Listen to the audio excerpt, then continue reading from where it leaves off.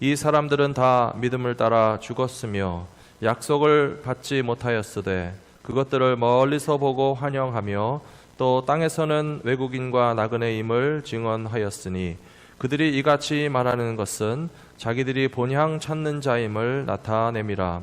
그들이 나온 바 본향을 생각하였더라면 돌아갈 기회가 있었으려니와 그들이 이제는 더 나은 본향을 사모하니 곧 하늘에 있는 것이라. 이러므로 하나님이 그들의 하나님이라 일컬음 받으시기를 부끄러워하지 아니하시고 그들을 위하여 한 성을 예비하셨느니라. 아멘. 할렐루야. 좋으신 하나님을 찬양합니다. 한 주간 동안 모두 평안하셨습니까?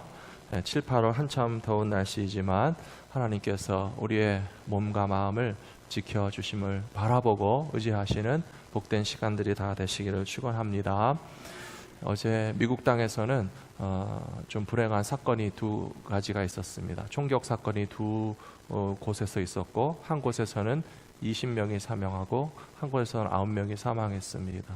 하루 사이에 총격 사망자가 그렇게 많았고 또 수십 명 이상이 중경상을 입고 큰 고통 중에 있습니다. 우리가 기도해야 될 것이 있다면 이 땅의 지도자들이 더욱더 안전한 사회를 만들어주도록 위해서 끊임없이 법을 만들고 집행하는 세상의 지도자들을 위해서도 우리는 기도해야 될 줄로 믿습니다. 또한 우리들 스스로도 미움과 다툼이 아닌 용서와 화평의 삶을 살아갈 수 있도록 우리들 자신이 노력해야 한다고 저는 믿습니다. 예수님께서 분명히 말씀하시기를 평화를 만드는 사람들이 하나님의 자녀다 그랬습니다. 피스메이커가 화평케 하는 자들이 하나님의 자녀라고 했기 때문에 우리가 평화를 만들기 위해서는 어떻게 해야 되는가?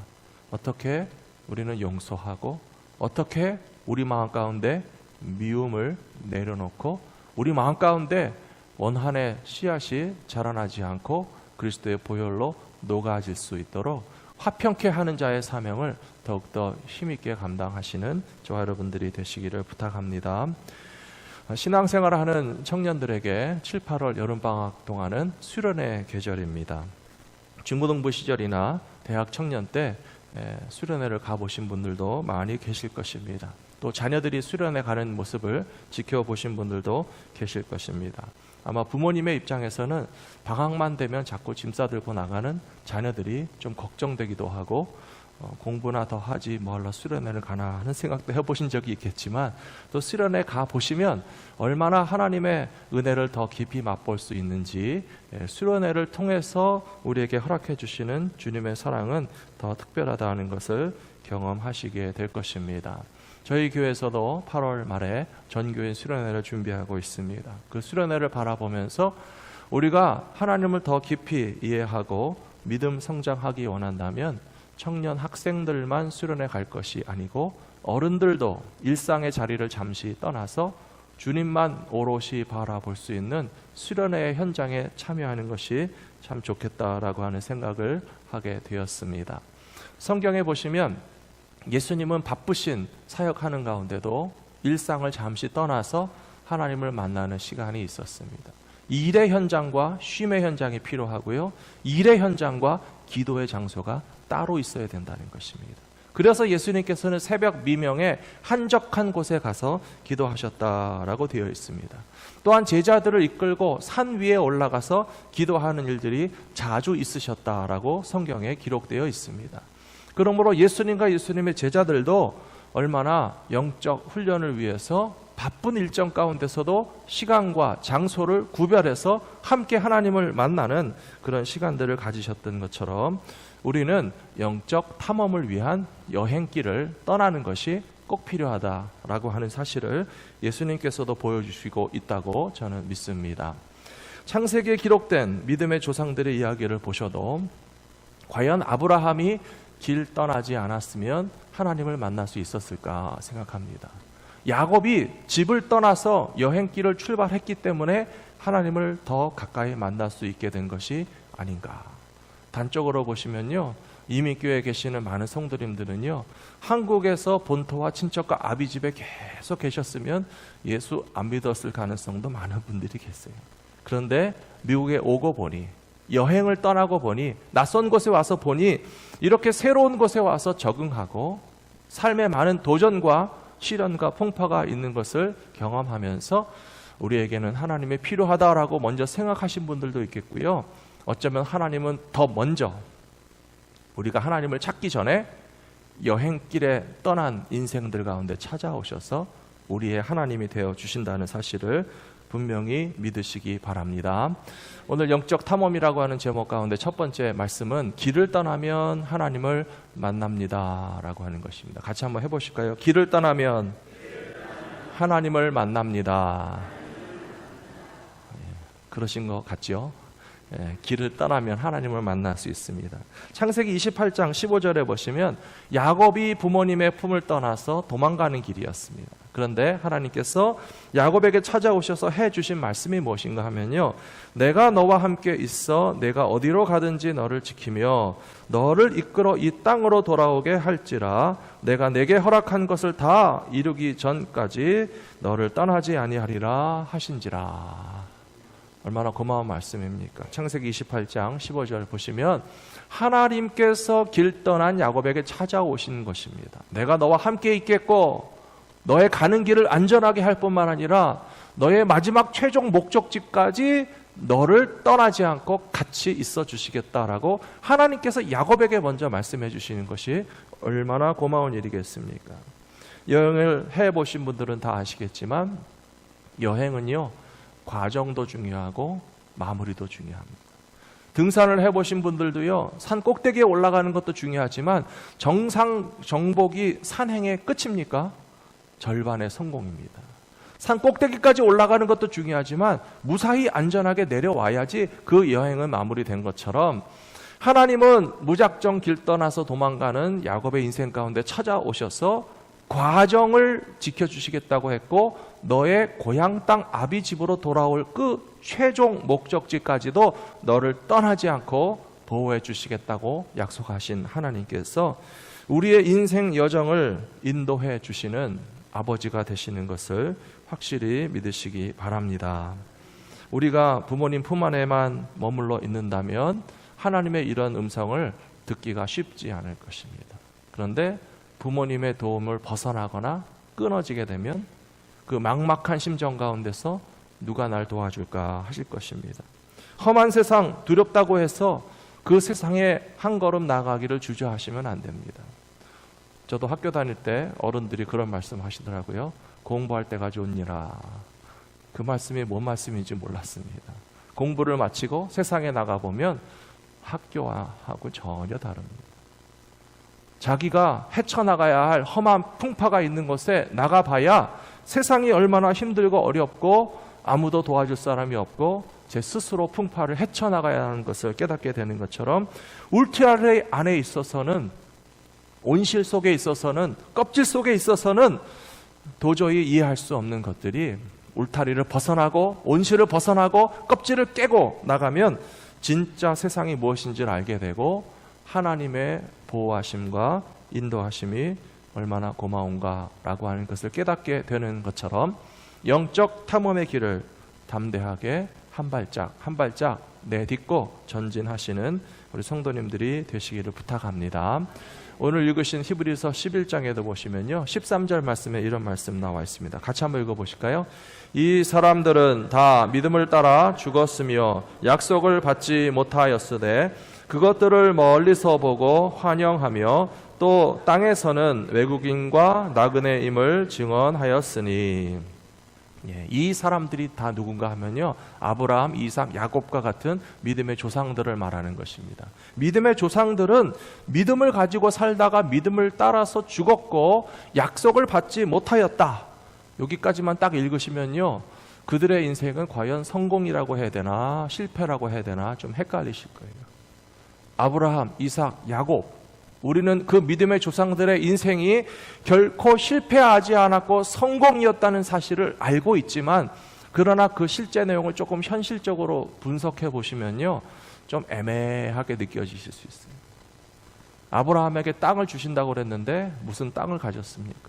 아브라함에게 많은 자손을 주신다고 그랬는데 늙어서 얻은 아들 외에는 뭐 얼마나 많은 자손을 봤을지 좀 고개가 갸우뚱거려질지 모르겠어요. 그러나 믿음을 가지고 끝까지 살다가 죽었어도 그 인생은 결코 헛되지 않는 소망에 찬 인생이 되는 것이라고 우리는 알고 있습니다.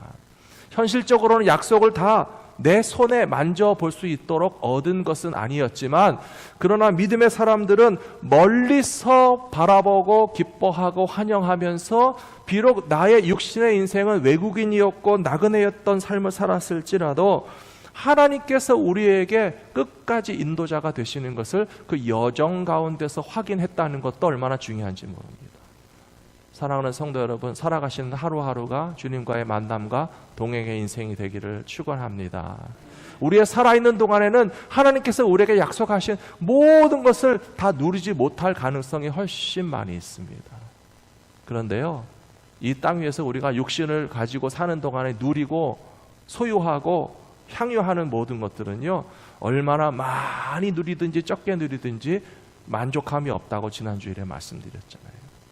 참된 만족과 참된 소망은 영원한 아버지 하나님의 품에 있다는 사실을 우리 모두가 먼저 깨달아야 할 줄로 믿습니다. 야곱에게는 12명의 아들이 있었습니다. 아들이 12명이 있으면 만족했을까요?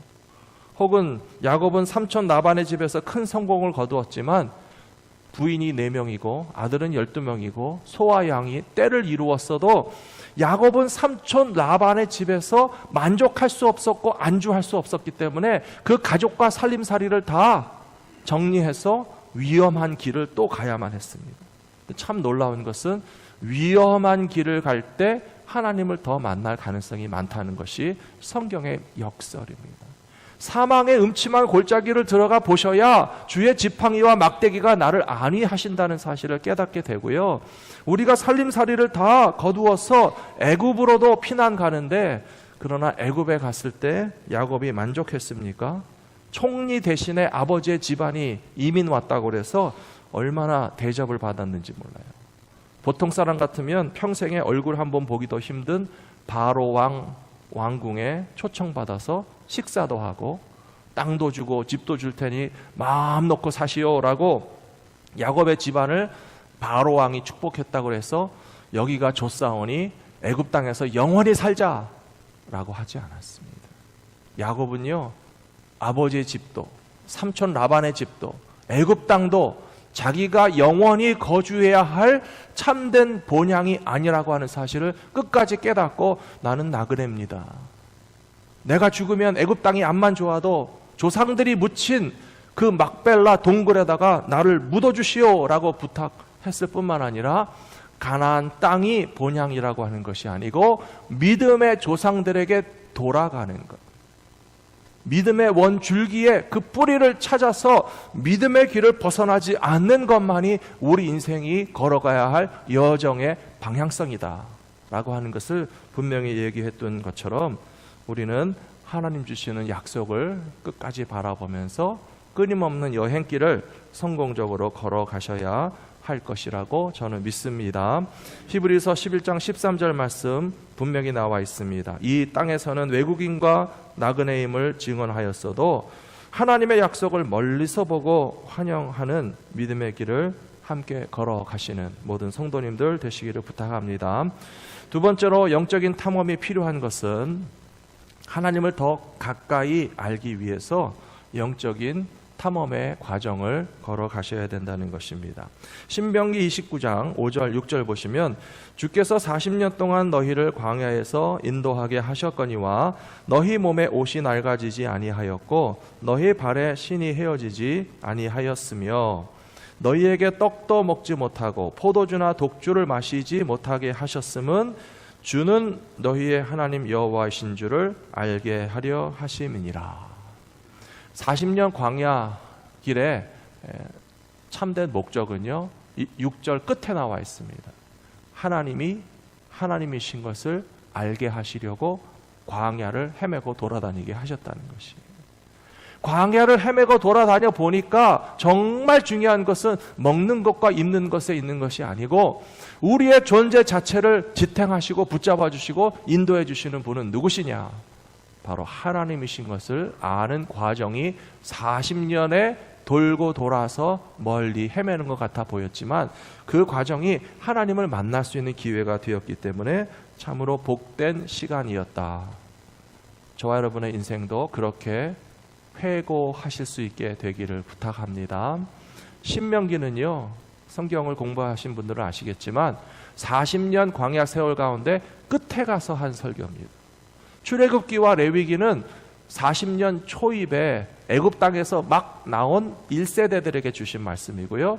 그 1세대들은 40년 동안 다 사라졌는데 광야 40년에서 태어나고 자란 2세대들이 이제 약속의 땅 가나안에 들어가기 직전에 모세가 은퇴를 앞두고서 그 새로운 세대들에게 주신 말씀이 신명기의 말씀입니다. 40년을 지내온 과정을 통해서 우리와 여러분들의 부모님들이 깨달은 것은 무엇인가 하면 하나님이 하나님 되심을 알게 되었다. 이 믿음의 고백을 하기 위해서라도 신앙의 여정을 끊임없이 달려가실 수 있는 하나님의 백성들이 되셔야 할 줄로 믿습니다. 우리 어르신들이 제일 좋아하는 찬송이 뭡니까? 지금까지 지내온 것 주의 크신 은혜라. 젊은 사람들이 이해를 못해요. 지금까지 지내온 것 부모님의 은혜인 것 같고 내가 잘나서 살아온 것 같고 그냥 남들도 다 사는 인생이라 그냥 거저 살 수 있는 것 같았는데 70년, 80년, 90년을 살아보니까 그게 아니고 지금까지 지내온 것 주님의 크신 은혜가 아니었다면 어떻게 살 수 있었으랴 라고 고백하는 삶을 이해하시려면 광야길의 영적 탐험을 나가셔야 된다는 것입니다. 이 신명기 말씀에서 모세가 해주신 중요한 말씀이 있습니다. 몸에 옷이 낡지 않고 발의 신이 해지지 않은 것도 중요하지만 뭐하라고 하셨습니까? 너에게 떡도 먹지 못하게 하시고 포도주나 독주를 마시지 못하게 하신 이유가 있다. 여행하실 때 과음하지 마십시오. 운전하실 때는 술을 입에 대지도 마셔야 됩니다. 다 이유가 있습니다. 여행 가서 진탕 망탕 먹고 마셔갖고 취해서 쓰러지면 그 여행 끝까지 못 갑니다. 운전하실 분들이 술을 입에다 댔다가는 사고 나서 큰일 납니다. 먼 길을 떠나는 데 있어서 그 중간에 잠깐 유혹과 시험도 있고 쉬어가고 돌아가는 과정은 물론 있을 수 있습니다. 그런데 그 중간에 끝까지 도착하지 못하도록 회방하는 걸림돌과 올무와 덫에 빠지면 안 된다는 것입니다. 철새에 대해서 연구하시는 분들이 그런 말씀하십니다. 러시아에서 한반도까지 철새들이 수천 킬로, 수만 마일을 여행하거든요. 그런데 한 번에 날아서 갈 수는 없습니다. 중간에 내려서 쉬기도 하고 물도 마시고 음식도 먹습니다. 계절은 철새들이 느끼기 전에 계속 겨울로 갔다가 여름으로 갔다가 자꾸 변합니다. 그 계절이 바뀌기 전에 여행을 마쳐야 하는데 긴 여행을 가는 철새들이 중간에 날갯짓을 쉬고서 저수지에 내려서 물도 먹고 음식도 먹는 동안에 거기가 얼마나 좋겠습니까? 야, 멀리 날아가냐? 여기서 물도 마시고 물고기도 잡아먹고 양식도 먹으면서 힘들게 날갯짓을 할 것이 아니라 좀 푹 쉬자 라고 하면 어떻게 될까요? 살도 찌고요. 날갯짓은 더 하기 싫고요. 그냥 주저앉아서 여기가 좋사오니라고 안주하고 싶어하는 마음에 푹 빠져있는 사이에 어느샌가 계절은 바뀌어버리고 함께 날아가야 할 대열에서는 이탈했고 또 이제는 더 이상 날아갈 수 있는 힘과 의지도 잃어버린 채 중도 탈락해버리는 그런 철새가 될 수도 있다라고 하는 것입니다. 사랑하는 성도 여러분, 왜 하나님께서 이스라엘 백성들에게 광야에서 더 풍성한 고영양가 음식을 안 주셨겠습니까? 포도주나 독주를 마시면서 먹고 마시고 취하고 흥청망청하는 삶을 살지 않고 절제하고 경건하고 기도하는 삶을 살게 하신 이유는 최종 목적지까지 끊임없이 달려가게 하시려고 하나님의 백성들의 거룩한 삶을 요구하셨다라고 하는 것입니다.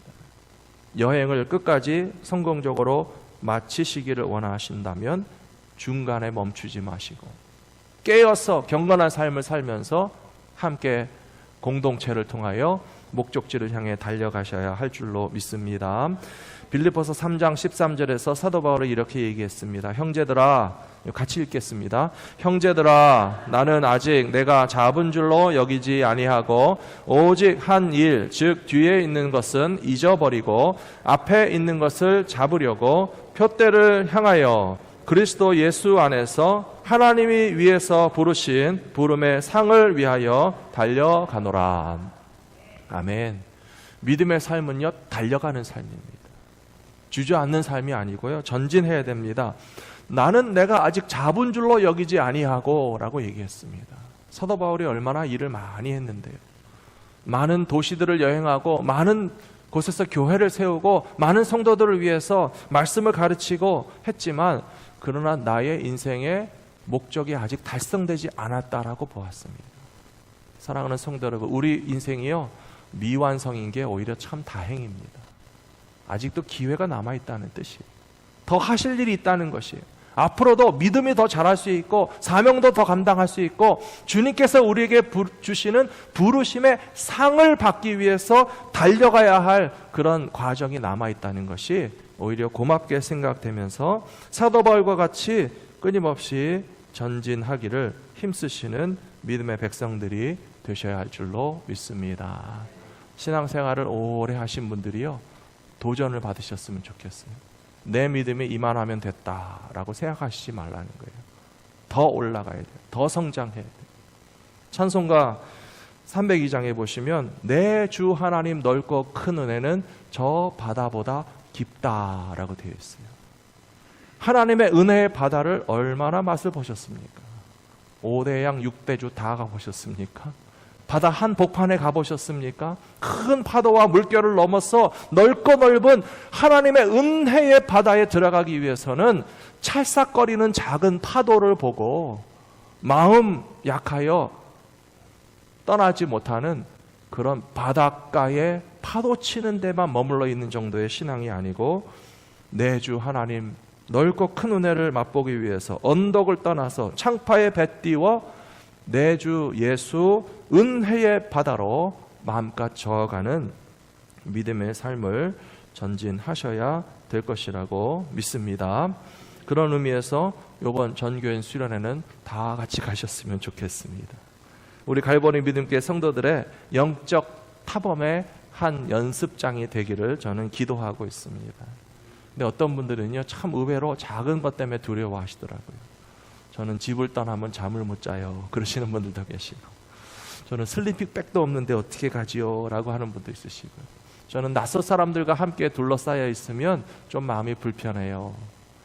다 맞는 말씀이에요. 얼마나 잠자리도 불편하시겠고, 또 미국 캠프이기 때문에 아마 음식도 입에 맞지 않으실 거예요. 늘 드시던 음식을 드셔야 되고 늘 주무시던 자리에 주무셔야 되고, 자기가 편안한 사람들과 있을 때만 마음이 편안하고, 우리 교회 성도들인데도 불구하고 좀 이렇게 그런 환경적인 변화에 대해서 되게 불편해 하시는 마음들이 다 있으실 거예요. 그런데 생각해 보십시오. 이스라엘 백성들은 60만 명이 함께 이동했습니다. 하나님께서 60만 명이나 되는 공동체를 40년 동안 인도해 주신 그 기적과 같은 놀라운 인도하심을 함께 체험한 사람들은 물론 불편했겠죠. 광야의 삶을 상상해 보면요, 아주 상상할수록 끔찍합니다. 더운 물이 나옵니까? 화장실이 있습니까? 부엌이 있습니까? 우리가 좋아하는 김치를 먹을 수 있습니까? 이번 수련회는 김치도 먹을 수 있다는 기쁜 소식을 분명히 들려드렸는데요, 불편함을 경험하실 때 하나님의 인도하심은 더 느껴지는 것이고요, 나의 삶의 편안한 자리를 잠시 떠나면 내 삶의 자리가 이만해도 너무 고맙고 감사한 현장이었다는 것을 깨닫게 될 뿐만 아니라, 광야에 나가서만 들을 수 있는 하나님의 음성을 듣는 그 특권 가운데 우리 성도님들이 동참해 주시기를 부탁드립니다. 세 번째로, 모든 영적 탐험의 최종 목적지는 영원한 본향이고 하나님 나라라고 하는 사실을 우리는 기억해야 됩니다. 오늘 읽으신 본문 말씀, 히브리서 11장 16절 말씀 같이 한번 읽어보겠습니다. 그들이 이제는 더 나은 본향을 사모하니 곧 하늘에 있는 것이라. 이러므로 하나님이 그들의 하나님이라 일컬음 받으심을 부끄러워하지 아니하시고 그들을 위하여 한 성을 예비하셨느니라. 아멘. 앞의 말씀에서도 믿음의 조상들은 믿음을 따라서 죽었고 약속을 받지 못했다라고 되어 있습니다. 그것을 결코 실패라고 보시면 안 된다고 말씀드렸죠.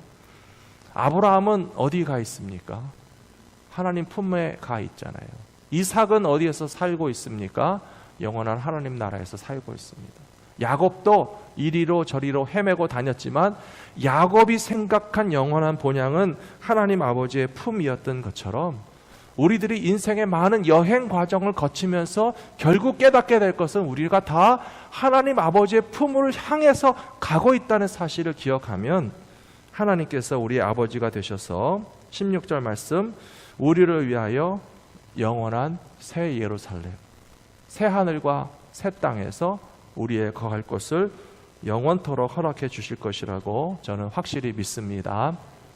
제가 경험한 많은 수련회 가운데서 한 10여 년 전 우즈베키스탄, 아프가니스탄 갔던 선교 여행이 저는 잊어버려지지가 않습니다.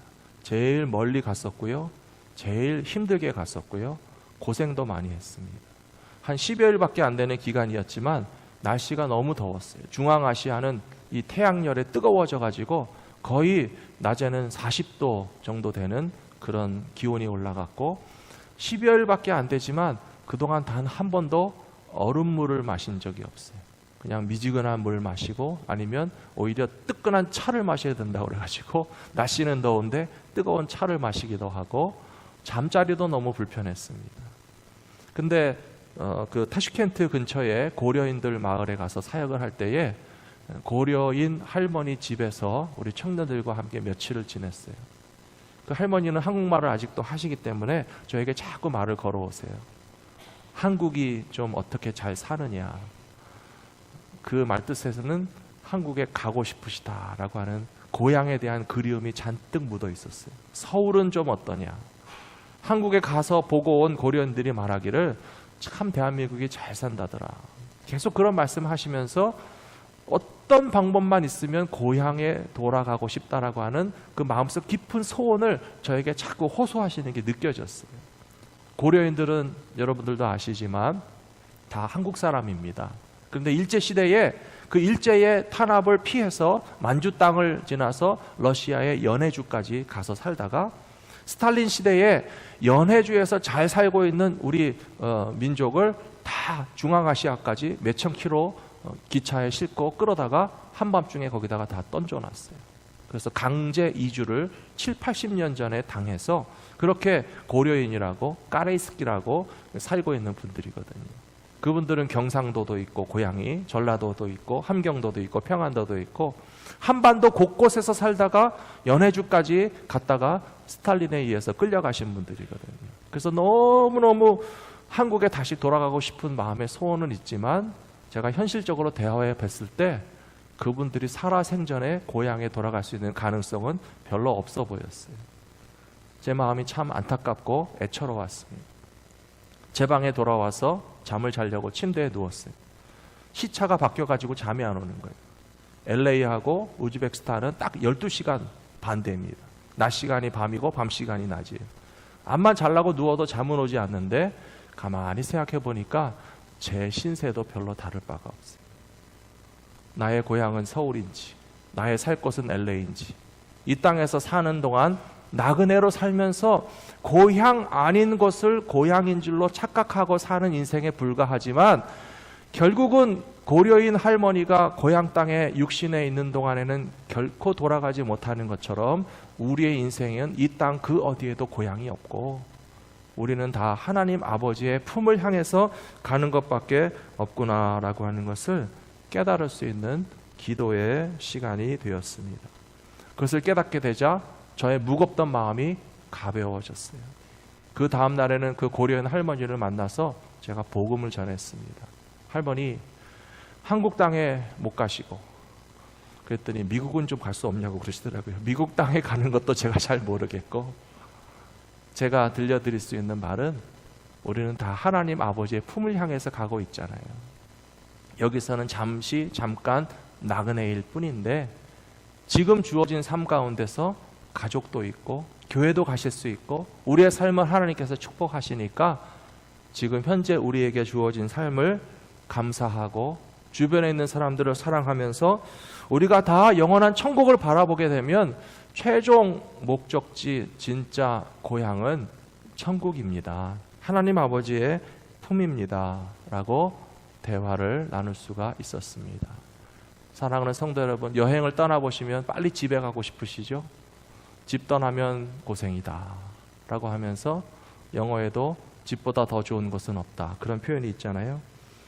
요한복음 14장 1, 2, 3절에서 예수님께서 말씀하셨어요. 우리가 가야 할 집이 어디인가?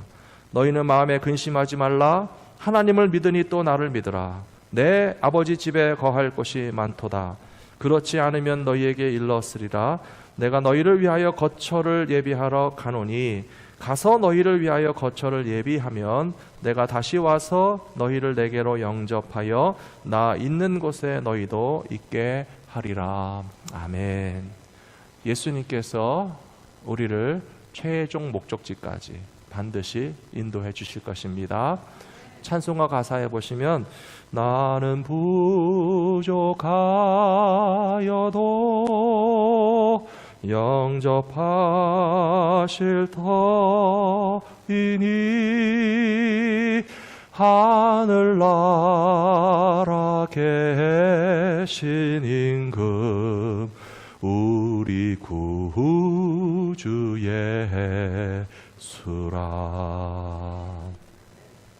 우리는 부족하여도, 우리는 자격이 없어도 환영하여 주시고 영접하여 주시고 거처를 마련해 주시고 우리를 반갑게 맞이해 주시는 예수 그리스도를 통하여서 하나님 품을 향하여 끊임없이 전진하시는 믿음의 백성들 다 되시기를 축복합니다. 기도하겠습니다.